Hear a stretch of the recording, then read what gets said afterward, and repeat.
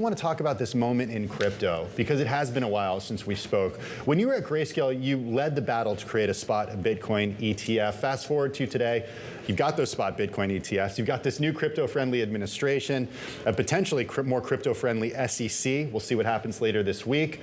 What is the opportunity that you see at this moment? I mean, it really is night and day, right? When I was last here a couple months ago speaking to you, I would say that as an industry, crypto was still operating here in the US under a regime of regulation by enforcement. By and large, I think the crypto ecosystem is breathing some sigh of relief that perhaps that has ended, right? We've seen a lot of lawsuits be dropped against crypto businesses.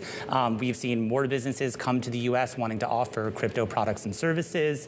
We have a head of crypto at the White House. We have a crypto task force at the SEC that's meeting collaboratively with crypto businesses. And so to me, that combined with the executive branch of government that continues to come out publicly and say, we want to make the US a crypto hub, a Bitcoin hub of innovation, means that the opportunity around this asset class is going to be here in the US. I think there's a pretty direct connection to be made here and what might be possible in terms of tokenization. Executive after executive that we speak to the idea of accredited investors and even a broader set to be able to have more access to companies or projects that are raising money in a tokenized manner. Private equity funds, venture capital funds. How big is that opportunity? How fast does it come? It's coming very quickly. So at Securitize, we sit in a really interesting place. We are the largest tokenization platform out there. To date, we've brought almost $2.5 billion worth of assets, real-world assets, onto public blockchains. So we sit between asset issuers like BlackRock and Apollo, KKR, Hamilton Lane, and public blockchains, Polygon, Ethereum, Avalanche, et cetera.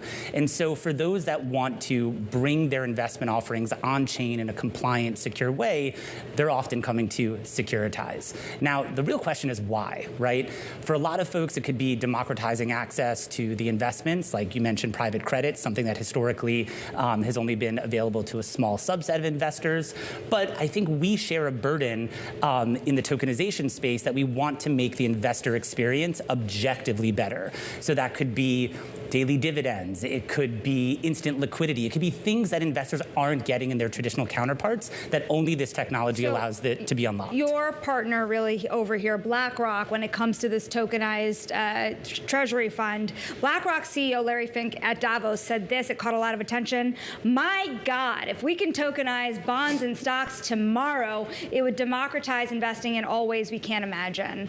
And I think that just shows you part of what he's seeing down the road. Sure. But let's just start with what you have right now. I mean, the idea of tokenized treasuries, why? Why buy into this fund relative to a money market fund or even a stable coin? There's a spectrum of investments to choose from. Sure. So there's a couple of dimensions to look at this. So if you take a money market fund today, for instance, investors may be only getting their dividends monthly. Investors have to submit an order to buy or sell the money market fund or treasury fund by a certain cutoff time each day. The fund may not be open, obviously usually on weekends, et cetera. By contrast, you look at the product that we have with BlackRock Biddle, there's 24/7, 365 liquidity, daily dividend accruals, instant subscriptions and redemptions.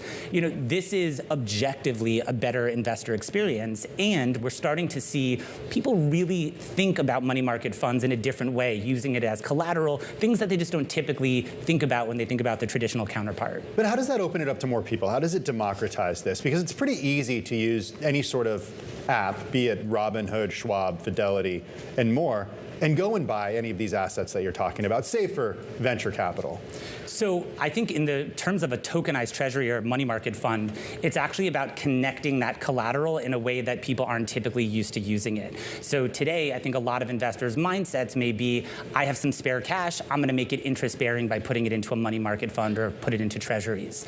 But today, those assets and those products aren't connected or utilized in the world of DeFi, for example. Whereas if you're doing this on chain, it allows you to use that collateral to post on an exchange, to post as collateral with an OTC desk, or even link it to the world of DeFi. So how far does this go, in your view? What ultimately gets tokenized? What do you want to get tokenized? Well, it's a small but growing market, right? The world of RWAs has more than doubled in the last year, and within that, tokenized treasuries have actually expanded over 500%. We recently tokenized public equity, New York stock listed company Exodus.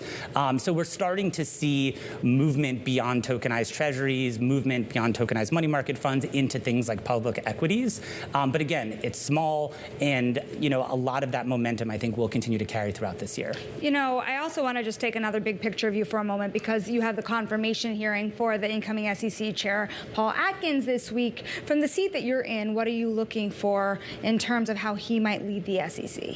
So again, it seems like gone are the days of regulation by enforcement. And so I think as long as we are continuing to proactively work as an industry with our regulators, we are unlocking new use cases around crypto every single day. And so it's really a burden that we have to share as an industry to continue to educate them, right? If we're going to continue to expand access to RWAs, if we're going to revisit things like the accredited investor definition, all of these are the types of engagements that we certainly want to have with our regulators. Do you ever get a little concerned that this administration is too close to crypto, given World Liberty Financial, their entry into stable coins announced today, and then, of course, meme coins as well?